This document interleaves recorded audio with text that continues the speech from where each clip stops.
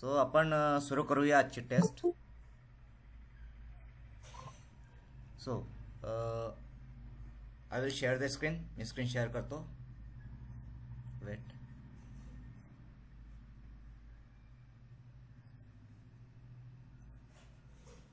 So as you know की आपल्या जे टेस्ट आहेत आपल्या वेबसाईटवरती आहे farmalife.academy.com. त्या वेबसाईटवरती आपण जाऊया. टेस्ट युजर लॉग इन आपण करूया इथे. Okay. So now today's test म्हणजे आपला हा drug inspector exam mega test package आहे. Drug inspector exam mega test पॅकेजमध्ये व्ह्यू टेस्टमध्ये टुडेज टेस्ट आजची जी 102nd नंबरची टेस्ट आहे 102. टोटल 150 टेस्टचं आपलं टार्गेट आहे. आपण या पॅकेजमध्ये 150 टेस्ट आपण घेणार आहोत. तर त्यापैकी आता ही आपली 102 102nd टेस्ट आहे. सो आज पण आपण 10 MCQs डिस्कस करू आणि या 10 MCQच्या डिस्कससाठी आपण इथे 50 मिनिट्सचा वेळ दिलेला आहे. Okay. So let's start test. So start test. आता क्वेश्चन्स अपलोड होतात आहे. सो इथे आपण नंबर 1 पासून सुरू करूया. इथे जे क्वेश्चन्स येतात ते ॲट रँडम येतात आहे. तर आपण इथे फर्स्ट क्वेश्चन सिलेक्ट करूया इथून. So question number 1. So question number 1 is DPCO is issued under which act? Option A, Drugs and Cosmetics Act 1940. Option B, Essential Commodity Act 1955. Option C, Pharmacy Act 1948. And option D, none of the above. So what do you think? काय correct answer असेल याचा? विचार करा आणि answer द्या. Okay. हरीशने answer दिलेलं आहे बी. ओके हरीश. यस. प्रिया, प्रियंका, तुमचं काय मत आहे? काय आन्सर असेल याचं? एक सी आन्सर आलेलं आहे फार्मसी ॲक्ट 1948. ओके. तर बघा इथे आपण बघूया याचं डिस्कशन बघू, एक्सप्लेनेशन बघू या प्रश्नाचं उत्तर. सो इथे हा जो क्वेश्चन आहे DPCO is issued under which act. Actually DPCO that is drugs price control order आणि ड्रग्स प्राइस कंट्रोल ऑर्डर हा NPPA थ्रू येतं. NPPA national pharmaceutical price authority, right. तर NPPA जे असतं ते NPPA हा एसेन्शियल कमोडिटी ॲक्टच्या थ्रू काम करतो. ओके. तर ह्या प्रश्नाचा करेक्ट आन्सर बी आहे, एसेन्शियल कमोडिटी ॲक्ट 1955. त्याचं एक्सप्लेनेशन बघा. So the aim of the DPCO 2013. आता जो लॅटेस्ट DPCO आहे तो कोणता आहे? तर लॅटेस्ट DPCO इज 2013. याचा आधी 1995चं DPCO होतं. So the aim of the DPCO 2013 issued under section 3 of the essential commodities act 1955. तर एसेन्शियल कमोडिटी ॲक्ट 1955च्या कोणत्या सेक्शन थ्रू DPCO पब्लिश केला जातो, DPCO हा इम्प्लिमेंट केला जातो, राईट. तर इथे हा जो आहे एसेन्शियल कमोडिटीज ॲक्ट 1955. तर एसेन्शियल कमोडिटी ॲक्ट 1955 मध्ये सेक्शन 3 आहे. सेक्शन 3च्या अंडरमध्ये DPCO येतो. ओके. तर इथे महत्त्वाचं काय? सेक्शन 3 हा पण महत्त्वाचा आहे. Section 3 of the essential commodities act 1955. Okay. So हा जो फर्स्ट क्वेश्चन आपण बघितला याचा आन्सर येईल ऑप्शन बी, एसेन्शियल कमोडिटी ॲक्ट. ठीक आहे. So now let's see. तर इथे ऑप्शन बी जो आहे तो आपण इथे सिलेक्ट करूया. Save and next. So now the next question is high risk medical devices are classified as. Option A class A, option B class B, option C class C, option D class D. So what is the answer? What do you think? विचार करा आणि answer द्या. काय answer असेल याचं? Okay. जर answer येत नसेल तर मी प्रश्न चेंज करतो. याचं हा जो आहे high risk medical devices. Okay. हरीशने आन्सर दिलेला आहे क्लास डी असं आन्सर दिलं आहे हरीशने. ओके हरीश. एक आन्सर क्लास डी आलेला आहे. अजून काय आन्सर पॉसिबल आहे? काय वाटतंय तुम्हाला? ओके. NA. ओके. शिल्पा यांनी NA नॉट अटेम्प्टेड असं म्हटलेलं आहे. शिल्पा यांना हा क्वेश्चन अटेम्प्ट करायचा नाहीये. ओके. नॉट अटेम्प्टेड म्हणजे निगेटिव्ह मार्किंग असेल आणि प्रश्नाचं उत्तर येत नसेल तर बेटर की तुम्ही अटेम्प्ट करूच नका. तर NA हा मेजॉरिटी आहे. तर या प्रश्नाचं आपण डिस्कशन करूया. आता हाय रिस्क मेडिकल डिव्हाइसेस हा जो प्रश्न आहे किंवा हा प्रश्न कोणत्या टॉपिकचा आहे, कोणत्या टॉपिकमध्ये हा प्रश्न आहे, काही अंदाज आहे का तुम्हाला? यस हरीश, सांगता येईल? तर हा जो प्रश्न आहे, medical devices. Yes medical devices rule, yes Priya म्हणते रूल, तर हा मेडिकल डिव्हाइसेस रूलचा प्रश्न आहे. Medical devices rules MDR.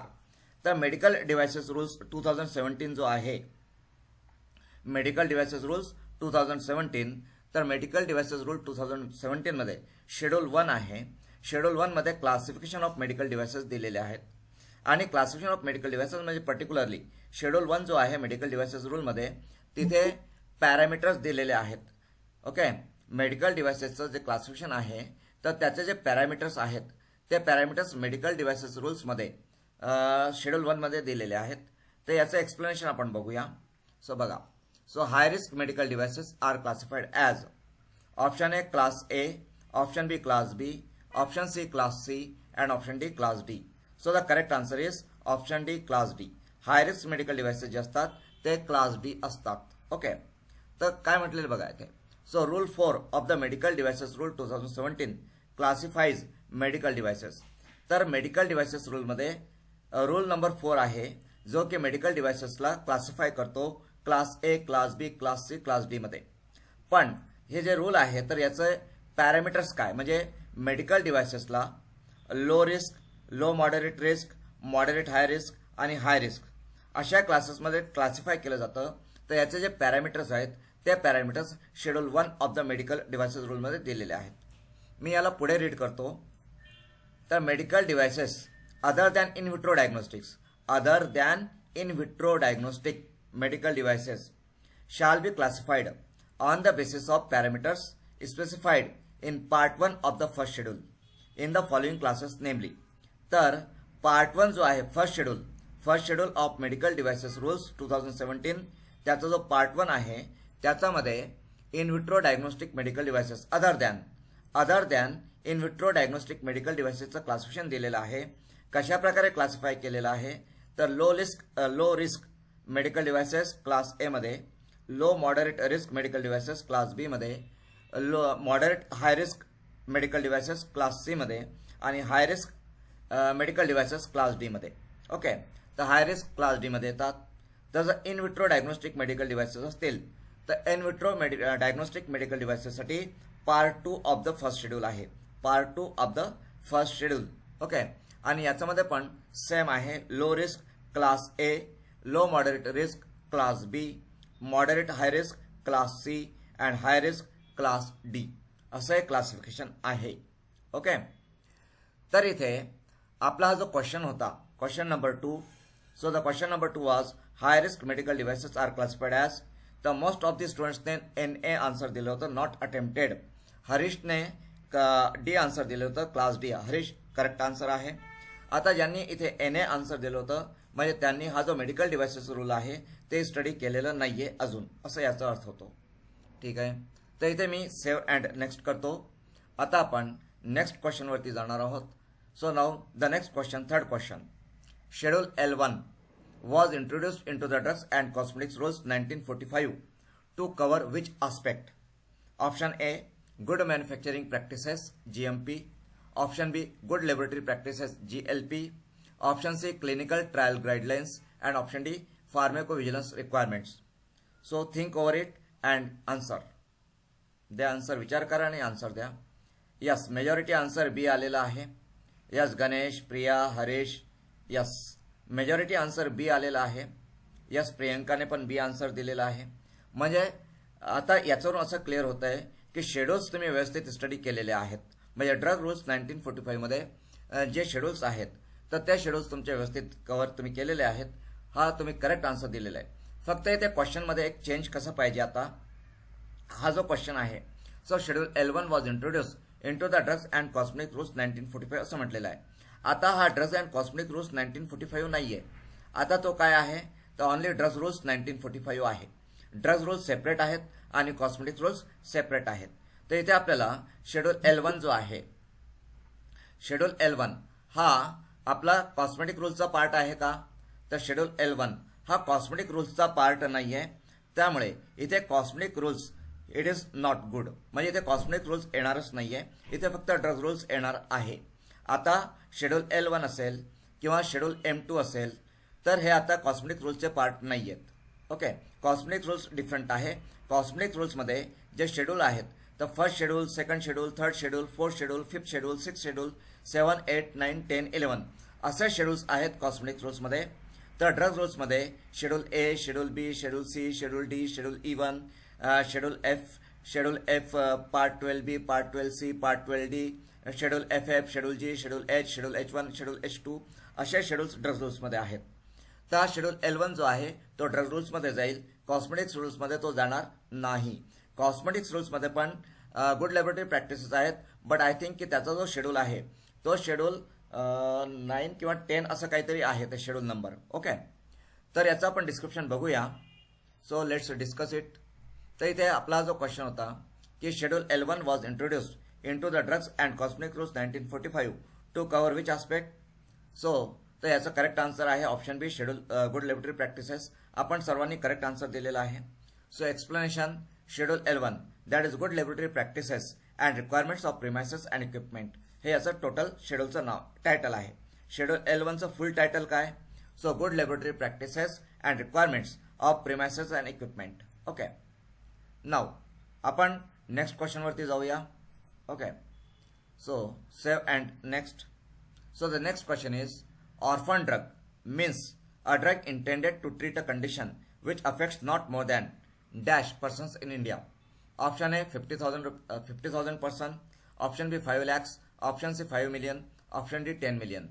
So what is the correct answer? Okay, 5 lakhs. Okay, A ने पण आन्सर आलेला आहे एक. ओके, प्रियाने बी आन्सर दिलेला आहे. A ने आन्सर, गणेश बी आन्सर देतात आहे. ओके, श्वेता बी आन्सर देत आहे. मला आता ज्यांनी बी आन्सर दिलेलं 5 lakhs, ओके, त्यांनी मला हे सांगावं की हा जो ऑर्फन ड्रगची जे डेफिनेशन आलेली आहे ही कुठे आलेली आहे. ज्यांनी बी आन्सर दिलेलं 5 lakhs आन्सर करेक्ट आहे. 5 lakhs बरोबर आहे. आता त्याचा सोर्स सांगा. What is the source of this question? कुठून आलेला आहे क्वेश्चन? कुठून आलेला आहे? कुठे आहे? ऑर्फन ड्रगचे डेफिनेशन कुठे दिलेले आहे? EBM. What is EBM? EBM म्हणजे मला कळालं नाही. EBM म्हणजे काय म्हणायचं आहे तुम्हाला? कुठे आहे? यस, तो clinical trial. Yes, new drugs and clinical trial रूल्समध्ये आहे.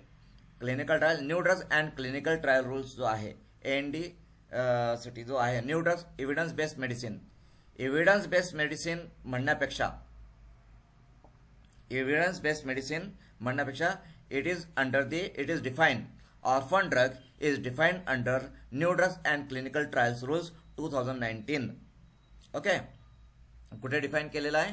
New drugs and clinical trial रूल्समध्ये डिफाईन केलेला आहे. सो इथे बघा, orphan drugs 5 lakhs correct answer आहे. तर इथे एक्सप्लेनेशनमध्ये रूल 2 आहे. न्यू ड्रग्स क्लिनिकल ट्रायल्स रूल्समध्ये डेफिनेशन्स आहेत रूल 2 मध्ये, आणि डेफिनेशनमध्ये 10 नंबरची डेफिनेशन आहे. 10 number, orphan drug means a drug intended to treat a condition which affects not more than 5 lakh persons in India. तर new drugs and clinical trial रूल्समध्ये rule number 2 definitions आहे. त्याचा नंबर 10 नंबरची definition, orphan drug not more than 5 lakh persons in India. Okay, so this is the question number 4. तर इथे आपण हे 5 lakhs select करूया आणि save and next. Okay, now the next question number 5. In India, the authorities which are responsible for granting WHO GMP certification to pharmaceutical manufacturers are: 1. National GLP Compliance Monitoring Authority, that is NGCMA. 2. State Drug Licensing Authority, that is SDLA. 3. Central Drug Standard Control Organization, CDSCO. 4. National Pharmaceutical Pricing Authority, NPPA. So select the correct option. तर इथे इंडियामध्ये WHO GMP certificate कोण issue करतो, right? कोण authorities आहेत त्यासाठी, आणि त्यासाठी 4 ऑप्शन दिलेले आहेत. 4 आहेत तुमच्यासमोर.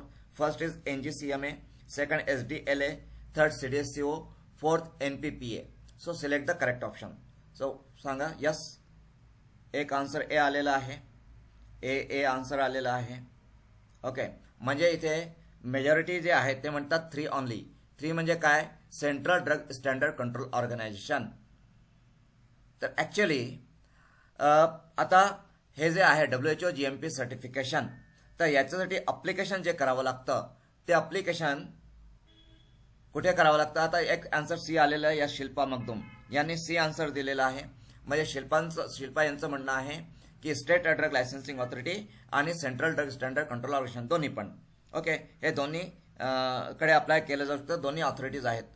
प्रियंका घाडगे डी म्हणतात आहे 2, 3 अँड 4 ॲज वेल, म्हणजे NPPA पण म्हणतात आहे. तर आता इथे बघा ॲक्च्युली जे WHO GMP सर्टिफिकेशन आपल्याला जेव्हा त्यासाठी अप्लाय करायचं असतं तर ते ॲप्लिकेशन FDA जे आहे महाराष्ट्रामध्ये state drug licensing authority FDA आहे. FDAच्या वेबसाईटवरती जाऊन ते ॲप्लिकेशन करावं लागतं. कुठे ॲप्लिकेशन करावं लागतं? WHO GMPसाठी FDAकडे स्टेट ड्रग लायसन्सिंग ऑथॉरिटीकडे ॲप्लिकेशन करावं लागतं. मग स्टेट ड्रग लायसन्सिंग ऑथॉरिटी आणि CDSCOची ऑथॉरिटी या दोन्ही ऑथॉरिटी एकत्र मिळून इन्स्पेक्शन करतात. इन्स्पेक्शन झाल्यानंतर मग जे SDLA आहे स्टेट ड्रग लायसन्सिंग ऑथॉरिटी, याच्यामध्ये ज्याला कोणाला हे अधिकार दिलेले असतील सर्टिफिकेट इश्यू करण्याचं तो इश्यू करतो. तर इथे जे स्टेट ड्रग लायसन्सिंग ऑथॉरिटी आहे ते state drug licensing authority plus central drug standard control organisation दोन्ही मिळून WHO GMP सर्टिफिकेट हे इश्यू करतात. ओके, तर याचं एक्सप्लेनेशन आपण बघूया. Let's see the explanation.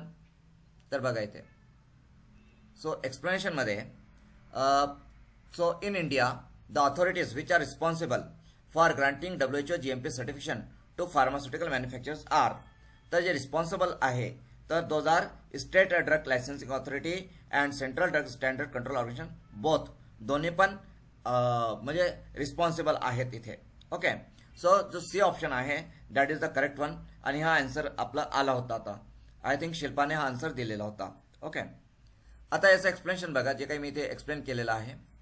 So in India the state drug licensing authority and or the central drug standard control organization is responsible for WHO GMP certification. आता इथे और नकोय, इथे अँड पाहिजे. ओके, अँड करूया आपण इथे अँड. ओके, आता बघा joint inspection of manufacturing firms by the officers of the state drugs control organisation and zonal officer from central drug standard control organisation should be carried out before issuing certificates under the scheme. म्हणजेच जो कोणी manufacturer असेल ज्याला WHO GMP certification पाहिजे असेल तो SDLAच्या वेबसाईटवरती जाऊन application करतो. त्याने अप्लिकेशन करतो आणि अप्लिकेशनच्या सोबत फीस पण पे करतो. Application with fees. ओके, त्यानंतर ते अप्लिकेशन रिसीव्ह झाल्यानंतर SDLAचा इन्स्पेक्टर म्हणजे ड्रग इन्स्पेक्टर, SDLAचा ड्रग इन्स्पेक्टर आणि CDSCOचा जो झोनल ऑफिस असेल झोनल ऑफिसर, ओके म्हणजे मुंबईमध्ये असेल, महाराष्ट्राबद्दल आपण बोलतोय तर महाराष्ट्रामध्ये मुंबईमध्ये झोनल ऑफिस आहे CDSCOचं. तर CDSCOचा जो झोनल ऑफिसर म्हणजे तिथला पण ड्रग इन्स्पेक्टर इथे झोनल ऑफिसर जो असेल CDSCOचा तो पण ड्रग इन्स्पेक्टर असेल. म्हणजे CDSCOचा झोनल ऑफिसर तो पण ड्रग इन्स्पेक्टर आहे आणि FDA ड्रग इन्स्पेक्टर हे दोन्ही जॉईंट इन्स्पेक्शन करतात मॅन्युफॅक्चरिंग फर्मचं. आणि जॉईंट इन्स्पेक्शन केल्यानंतर मग जे स्टेट ड्रग लायसन्सिंग ऑथॉरिटी आहे ती ऑथॉरिटी इथे ते लायसन इश्यू करते, म्हणजे लायसन नाही सर्टिफिकेट इश्यू करते. तर रिस्पॉन्सिबिलिटी कुणाची आहे इथे? WHO GMP सर्टिफिकेशन इश्यू करण्याची responsibility state drug licensing authority and central drug standard control organisation दोघांची पण आहे. ओके ओके, चला नाव तर इथे आपण या क्वेश्चनमध्ये हा जो ऑप्शन सी आहे तो आपण सिलेक्ट करूया. सेव्ह अँड नेक्स्ट करू. Okay, then next question. So this is now question number 6. So dyspareunia is a symptom of option A peptic ulcer, option B gonorrhea, option C syphilis, option D tuberculosis. So विचार करा आणि उत्तर द्या. What do you think? काय answer असेल याचं? What do you think? जर answer येत नसेल तर एने टाईप करू शकता. नॉट अटेम्प्टेड, अटेम्प्ट करायचं नाहीये. एवढा वेळ नाहीये तुमच्याकडे. NA ओके, 60 मिनिट्स 100 MCQs आहेत. लेस दॅन 36 सेकंड तुमच्याकडे असतो. शिल्पाने बी आन्सर दिलेला आहे. ओके शिल्पा, एक आन्सर बी आलेला आहे. यस, अमोल जाधव यांनी just a minute, wait just a minute. Yes Amol Jadhav. Amol you raise the hand. काय विचारायचं का तुम्हाला? Amol Jadhav you raise the hand. काय विचारायचं असेल तर विचारू शकता. ओके ठीक आहे. तर बघा पहिले मी याचा अर्थ एक्सप्लेन करतो. डिस्पॅरियुनिया काय असतं? Dyspareunia is difficulty in sex, difficulty in pain during sex. During sex there is a pain. तर ड्युरिंग सेक्स पेन जो होतो दॅट इज डिस्पॅरियुनिया. ओके, डिस्पॅरियुनियाचा अर्थ होतो पेन ड्युरिंग सेक्स. ओके, तर dyspareunia is a symptom of. तर इथे आता हे जे STD असेल सेक्शुअली ट्रान्समिटेड डिसीज, तर सेक्शुअली ट्रान्समिटेड डिसीजमध्ये डिस्पॅरियुनिया होऊ शकतो. तर इथे जे 4 ऑप्शन दिलेले आहेत त्याच्यापैकी 2 डिसीज असे आहेत की जे STD आहेत, त्याच्यामध्ये गनोरिया आणि सिफिलिस. मग इथे A आणि D ऑप्शन्स हा रिमूव्ह झाला. फक्त B आणि C यापैकी आपल्याला एक बघायचं आहे. तर आपण बघूया याचं डिस्क्रिप्शन एक्सप्लेनेशन बघू इथे. तर बघा इथे dyspareunia is a symptom of gonorrhoea. कशाचा सिम्पटम आहे तो? गनोरियाचा आहे. तर आता जे गनोरिया आहे, गनोरिया काय? तर STD sexually transmitted disease. Causative agent कोण आहे गनोरियाचा? तर निजेरिया गनोरी बॅक्टेरिया आहे. Neisseria gonorrhoeae, right. Neisseria gonorrhoeae is the causative agent of gonorrhoea. Neisseria gonorrhoeae gram negative bacteria आहे. आता गनोरिया STD त्याचं क्लिनिकल मॅनिफेस्टेशन्स काय? What are the clinical manifestations of gonorrhoea? तर गनोरियाचे क्लिनिकल मॅनिफेस्टेशन्स आहेत. तर बघा gonorrhoea is commonly asymptomatic. Asymptomatic commonly. In symptomatic cases typical clinical symptoms include.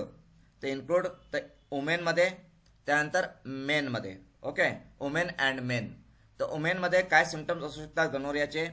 तर cervicitis, then increase vaginal discharge that can be strong smelling, thin and watery or thick and yellow or green. Okay, then vulval itching or burning. Then dyspareunia. So what is dyspareunia? So dyspareunia is a persistent or recurrent genital pain that occurs just before, during or after sex. This is the dyspareunia. Okay, then abnormal vaginal bleeding such as after vaginal intercourse, then abdominal pain with nausea and pelvic inflammatory disease. These are the symptoms, or yes, these are the symptoms in women in gonorrhea, right? Then in men, men मध्ये काय symptoms आहेत gonorrheaचे? तर urethritis, then pus like discharge from the tip of the penis, epididymitis that is scrotal pain, then inflammation in prostate gland. Okay, these are the main symptoms of gonorrhea in men. And common symptoms, men and women both common symptoms. So common symptoms मध्ये dysuria that is painful urination, then proctitis that is irritation or discharge from the anus, and pharyngitis that is a sore throat and swollen lymph nodes in the neck. Okay, pharyngitis जरी हा STD असेल, sexually transmitted disease आहे, पण इथे फॅरिंजायटिस पण असू शकतो आणि इथे आर्थरायटिस अँड कंजक्टिव्हायटिस पण असू शकतो. Okay, so arthritis that is arthritis, pustular skin lesions and tenosynovitis. त्यानंतर कंजक्टिव्हायटिस. ओके, सो कंजक्टिव्हायटिस गनोरियामध्ये कंजक्टिव्हायटिस पण असू शकतो, arthritis, pustular skin lesions and टेनिसोवायटिस, फॅरिंजायटिस, प्रोक्टायटिस, डायसुरिया हे पण सिम्पटम्स असू शकतात गनोरियामध्ये. तर हा जो क्वेश्चन आपला आहे that is dyspareunia is a symptom of. तर अशा पण क्वेश्चन्स एक्झाममध्ये असू शकतात. So dyspareunia is a symptom of gonorrhoea. Okay, so इथे गनोरिया आपण सिलेक्ट केलंय. सेव्ह अँड नेक्स्ट करूया. So save and next. Okay, now the next question is acceptable loss of weight in tablet friability test. इथे table आलेला आहे. So actually it is tablet. ते tablet आहे. So acceptable loss of weight in tablet friability test is option A less than 1%, option B more than 1%, option C less than 2%, option D less than 1.5%. Okay, Priyanka घाडगे A answer, Ganesh A, Priya A, Prajakta A. Yes, so majority answer A आलेला आहे. So friability test tablet friability test आहे, we know that. Okay, तर इथे आपण A option majority आहे, ए answer आपण select केलेला आहे. हरीश यांनी पण ए आन्सर दिलेला आहे. तर इथे ए हा आन्सर आपण सिलेक्ट केलेला आहे. तर याचं थोडंसं डिटेल आपण बघूया. Let's see the details. So बघा, फ्रायबिलिटी taste. So friability test is performed to evaluate ability of the tablet to withstand wear and tear during packing, handling and transportation. Okay, ha purpose आहे. What is the purpose of friability test? So the purpose of friability test, the purpose of friability test is to evaluate ability of the tablet to withstand wear and tear during packing, handling and transportation. The friabilizer consists of a plastic chamber which is divided into two parts. It revolves at a speed of 25 rpm. Speed, फ्रायबिलिटरची speed किती असते? तर फ्रायबिलिटरची speed असते 25 rpm, म्हणजे 25 rotation per minute, 25 revolution per minute, म्हणजे एका मिनिटात 25 times तो रिव्हॉल्व होतो. Right. So it revolves at a speed of 25 rpm. 20 tablets are weighed and placed in the plastic chamber. The chamber is rotated for 4 minutes or 100 revolutions. During each revolution, tablets fall from the distance of 6 inches. The tablets are removed from the chamber after 4 minutes, 100 revolutions and weighed. Loss in weight of tablets indicates the friability. Okay. Loss in weight of tablets indicates the friability. Weight loss of less than 1% during a friability test is acceptable. Less than 1% is acceptable. Okay. ते फ्रायबिलिटी taste आपण इथे बघितली. Okay. तर so question याचा answer option A आपण select केलेला आहे, save and next. Okay. So now this is our question number 8. 7 questions आपण अटेम्प्ट केलेले आहेत आणि आता आपल्याकडे 24 मिनिट्सचा वेळ अजून आहे. So question number 8, what is an X-ray diffractogram? What is an X-ray diffractogram? So option A, a plot of atomic number versus mass. Option B, a plot of temperature versus time. Option C, a plot of intensity versus diffraction angle. Option D, a plot of wavelength versus frequency. विचार करा आणि answer द्या. काय answer असेल याचं? What do you think? C, D, C. Majority answer C आहे. ओके, majority answer C आहे. सी आपण बघूया. सो सी आन्सर काय आहे? Plot of intensity versus diffraction angle. Okay. So let's check the answer. तर एक्सप्लेनेशन बघूया इथे. तर इथे what is an X-ray diffractogram? So it is a plot of intensity versus diffraction angle. Okay, diffraction angle. Okay. So इथे आपण answer correct आपण select केलेला आहे. तर याचं आपण एक्सप्लेनेशन बघून घेऊ. तर इथे तुम्ही हा प्लॉट बघा. चेक दिस प्लॉट. ओके. हा जो प्लॉट इथे दिसतो, इमेज जी दिसते, या इमेजमध्ये तुम्हाला इथे 2 थीटा दिसते. 2 theta that is angle, diffracted angle आहे तो. आणि इकडे इंटेन्सिटी तुम्हाला दिसते, intensity versus angle of diffraction. So diffractogram काय? So the data collected is presented as a plot of intensity versus the diffraction angle that is 2 theta. Okay. आता ही जी intensity आहे याचा समोर ए डॉट यू डॉट असं दिलेलं आहे. इंटेन्सिटीचा समोर काय दिलेलं आहे? A dot U dot. आता हे ए डॉट यू डॉट काय इंडिकेट करत आहे? Why A dot U dot is there? So A dot U dot म्हणजे आर्बिट्ररी युनिट्स.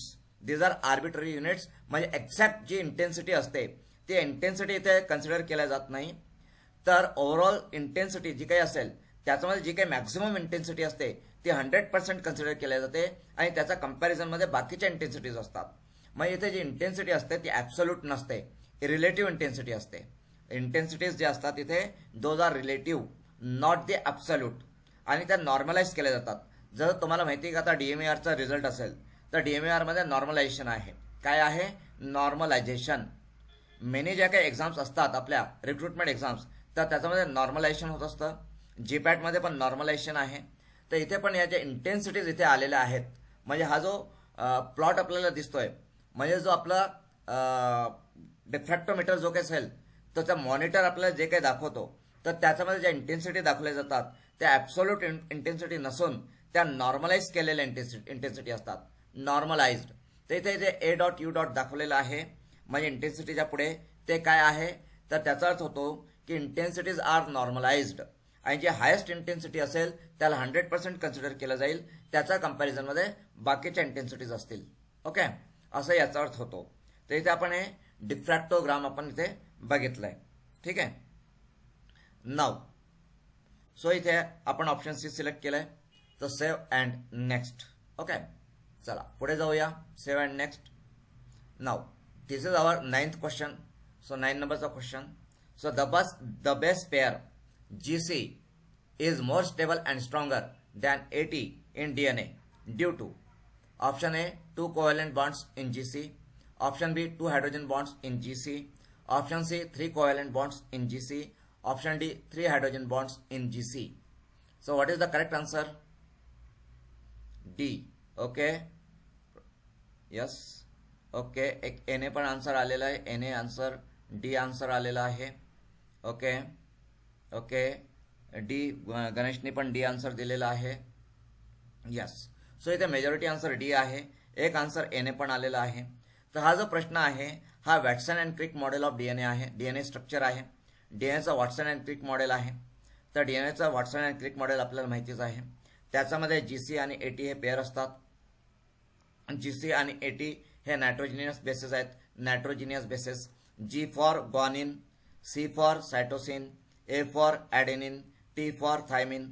तर डीएनए मध्ये GC आणि AT अशी पेअर असते, राईट. तर इथे GC यांच्यामध्ये ट्रिपल म्हणजे 3 हायड्रोजन बॉन्ड्स असतात. तर A आणि T यांच्यामध्ये 2 हायड्रोजन बॉन्ड्स असतात. ओके, तर लेट्स सी, बघूया आपण इथे. बघा, सो इथे the best pair of GC is more stable and stronger than AT in DNA due to. तर इथे 3 hydrogen bonds in GC correct answer आहे. आता हे जे इमेज तुम्ही बघताय, इमेज, राईट. तर इमेज बघा, याला मी असं मोठी करतो या इमेजला. तर इथे तुम्ही बघू शकता की हा जो आहे बेस, ओके, A आणि T इथे तुम्हाला दिसतंय, लेटर A लेटर T. तर याच्यामध्ये बघा NH2 आणि ऑक्सिजन. तर हा ऑक्सिजन आणि हायड्रोजन, NHचा हायड्रोजन आणि ऑक्सिजन. तर हा N, ओके, याला मी अजून मॅग्निफाय म्हणजे हे करतोय, झूम करतो. बघा, झूम करतो म्हणजे तुम्हाला अजून ते क्लिअर दिसेल. झूम केल्यावरती बघा इथे. ओके, तर तुम्ही इथे बघू शकता की हा NH2 आणि ऑक्सिजन म्हणजे इथे जो हायड्रोजन आहे NH2चा हायड्रोजन आणि ऑक्सिजन याच्यामध्ये हायड्रोजन बॉन्ड येतो. तर हा नायट्रोजन आणि याचा हायड्रोजन यांच्यामध्ये हायड्रोजन बॉन्ड येतोय. तर इथे A आणि T यांच्यामध्ये 2 hydrogen bonds are there. How many hydrogen bonds? 2 hydrogen bonds are there in between A and T. तर जर आपण इथे खाली बघितलं तर इथे हा GC आहे, GC, राईट, ग्वानिन आणि सायटोसिन. तर ग्वानिन आणि सायटोसिन मध्ये बघितलं तर इकडे हा एक ऑक्सिजन आणि इकडे हायड्रोजन. सो हा एक हायड्रोजन बॉन्ड आहे. दुसरा NHचा H आणि हा नायट्रोजन यांच्यामध्ये हायड्रोजन बॉन्ड येत आहे.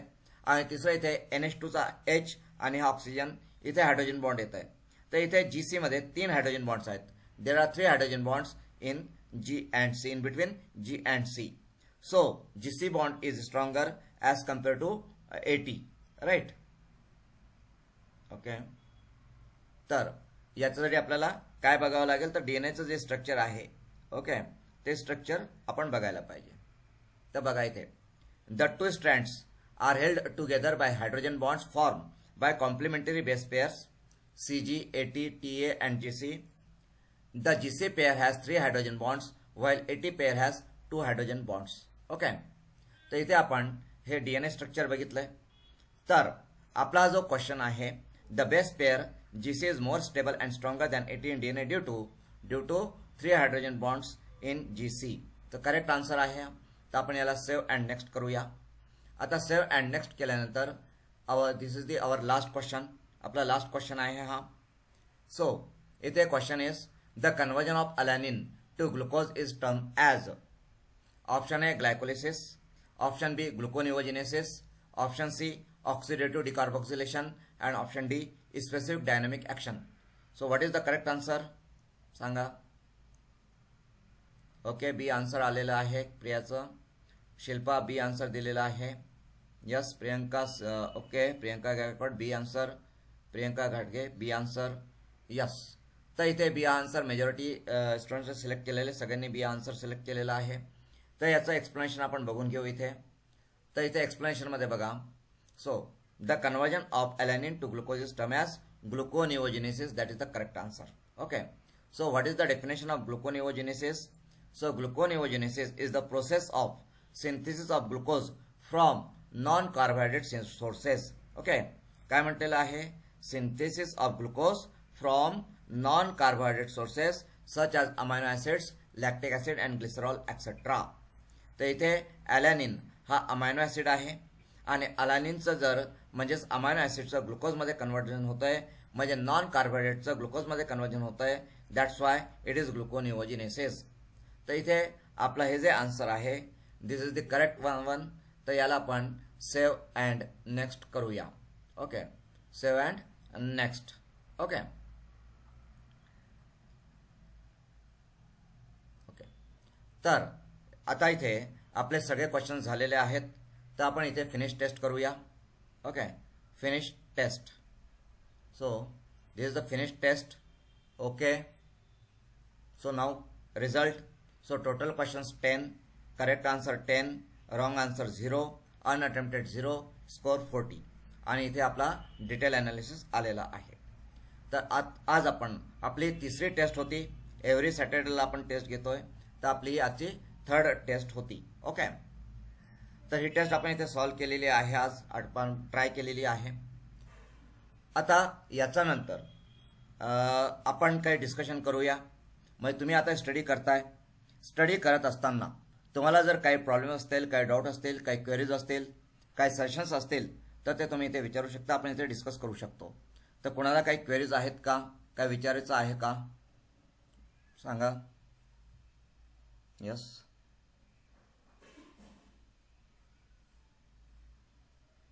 आहे कोणाला काही विचारायचं आहे का, काय डिस्कस करायचं आहे का, काही क्वेरीज आहेत का कोणाच्या काही? Yes sir.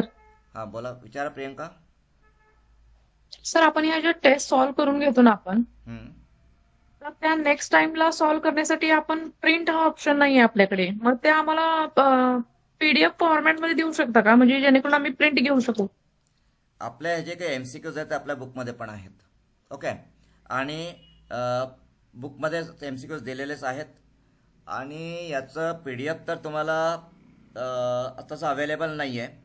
ओके, कारण हे सगळे आपण सॉफ्टवेअरमध्ये अपलोड केलेले, आपले जे सॉफ्टवेअर आहे त्याच्यामध्ये अपलोड केलेलं आहे. बुकमधूनच ते आपण करून घेतलेलं आहे दुसऱ्याकडून, राईट. तर PDF फॉर्मॅटमध्ये ते अवेलेबल नाही आहेत. तर त्यासाठी काही सॉल्युशन निघतं का ते मी बघतो, चेक करतो. आणि जर सॉल्युशन असेल काही तर मी तुम्हाला त्याप्रमाणे सांगतो. आणि ज्यांनी आपलं टेस्ट पॅकेजेस घेतलेलं आहेत, ठीक आहे, तर टेस्ट पॅकेजेससोबत तुम्हाला PDF नोट्स पण आपण प्रोव्हाइड करतोच आहे. तर त्या PDF नोट्सच्या सोबतच जर मला हे देता आलं तर मी प्रयत्न करेल त्यासाठी. ओके, यस, अजून यस, ओके, हां. तर कुणाला विचार अजून? Amol Jadhav, you raise the hand. तुम्हाला काय विचारायचे का? ओके, हरीश विचारा तुमचा प्रश्न. Hello sir. हां बोला हरीश. सर आपण ते स्पेशल बॅच मध्ये आज म्हणजे अँटी हायपरटेन्सिव्हचं क्लासिफिकेशन पाहिलं आणि CHFचं क्लासिफिकेशन पाहिलं. तर KD मध्ये वेगळं आहे सर आणि आपल्या नोट्समध्ये वेगळं आहे. कन्सिडर कुठलं करायचं सर? दोन्ही पण कन्सिडर करा, ठीक आहे. म्हणजे जे तुम्हाला केडीमध्ये दिसतंय पण आपल्या नोट्समध्ये दिसत नाहीये, ओके, तर ते दोन्ही मिक्स करून घ्या. दोन्ही Okay. मिक्स करा आणि मिक्स करून स्टडी करा. कारण मी काय केलेलं आहे, जेव्हा नोट्स मी तयार केल्यात तर नोट्स तयार करताना जे आता प्रॅक्टिसमध्ये नाहीये, जे अपडेटेड आहे आणि प्रॅक्टिसमध्ये नाहीये, जे नॉवेल आहेत त्यांना मी नोट्समध्ये कन्सिडर केलेलं आहे. आणि जे ऑब्सोलेट झालेले आहेत अच्छा. तर त्यांना मी नोट्समध्ये कन्सिडर केलेलं हां, नाहीये. हां. जे प्रॅक्टिसमध्ये नाही त्यांना मी कन्सिडर केलेलं नाहीये नोट्समध्ये. पण आता काय की पेपर जो सेटर असेल तो फक्त केडी त्रिपाठीच जर रेफर करत असेल तर मे बी तो ते प्रश्न विचारू शकतो क्लासिफिकेशनवरती, ते जे मी कव्हर केलेलं आहे त्याच्यावरती पण. तर तुम्ही ते दोन्ही मिक्स करून हे करा, ठीक आहे. Yes, okay sir. Okay, thank you sir. Okay, yes. Shilpa तुम्हाला विचारायचं होतं काही? यस, अजून काही कोणाला प्रश्न? ओके, चालेल, ठीक आहे. तर आपण आज इथे थांबूया. Let's continue next week. पुढच्या वीकला आपण कंटिन्यू करूया. काही डाऊट्स वगैरे असतील तर इन बिटवीन तुम्ही ग्रुपमध्ये शेअर करू शकता. Hello sir. हां यस, बोला मग. हा सर, एक रिक्वेस्ट होती. अजून एक आठवड्यातून एक दिवस देता आला तर एक्सप्लेनेशन साठी टेस्ट. ॲक्च्युली माझ्या continuously Monday to Friday batches आहेत इव्हनिंगला पण, ओके. तर त्यामुळे मी इव्हनिंगला अजून म्हणजे सॅटर्डे संडेज माझ्याकडे वेळ असतो. इव्हनिंगला सॅटर्डेला बॅच नाही माझ्याकडे, म्हणून मी हा वेळ दिला. आणि संडे मी स्वतःसाठी फ्री ठेवत असतो. ओके, एक दिवस तरी फ्री पाहिजे म्हणून. तर सध्या तरी पॉसिबल नाही आहे. ओके, जर माझ्या बॅचेस काही कम्प्लीट झाल्या तर मग मी त्याप्रमाणे प्लॅन करेल. ओके, एक्झाम थोडी जवळ आल्यावरती सर हां, रिक्वेस्ट एक्झाम होती. जवळ आली. अजून माझ्या बॅचेस जानेवारीमध्ये फेब्रुवारीमध्ये कम्प्लीट होतील. काही बॅचेस आहेत. जी पॅटच्या पण बॅचेस माझ्या चालू आहेत. जी पॅटच्या आहेत आणि काही BMS डॉक्टर्स माझ्याकडे आहेत फार्मेकॉलॉजीला, आणि BHMSचे पण आहेत. तर त्यांच्या पण बॅचेस चालू आहेत माझ्या. तर त्या बॅचेस मे बी कम्प्लीट होतील आता. ओके, तर त्या ओके. जानेवारी एंडमध्ये किंवा फेब्रुवारीमध्ये कम्प्लीट होतील. त्यानंतर आपण विचार करू शकतो. ठीक आहे. Okay, thank you sir. ओके, चालेल. तर इथे आपलं आजचं डिस्कशन कम्प्लीट होतं आहे. अजून काही असेल तुमच्या क्वेरीज तर विचारू शकता. ठीक आहे. आणि मे बी आता आपण 10 MCQs आपण बघितलेत आजच्या लेक्चरला, आजच्या टेस्टमध्ये. पुढच्या टेस्टपासून मी नंबर ऑफ MCQs वाढवतो. ओके, अमोल आपण एक काम करू शकतो की आपण हे शेड्यूल वाढवण्यापेक्षा आपण नंबर ऑफ MCQs वाढवूया. Yes sir, yes. Okay, option चांगला आहे सर. हां, आपण 10 MCQs डिस्कस करतोय त्या जागी आपण 15 MCQs डिस्कस करूया. ओके, तर कारण आपल्याला वेळ मिळतो तर 15 MCQs. तर नेक्स्ट टेस्टपासून आपण 15 MCQs बघू. आणि अजून तुमचा जर स्पीड वाढत असेल तर 15चे आपण 20, 25, 30 असे पण आपण वाढवू शकतो.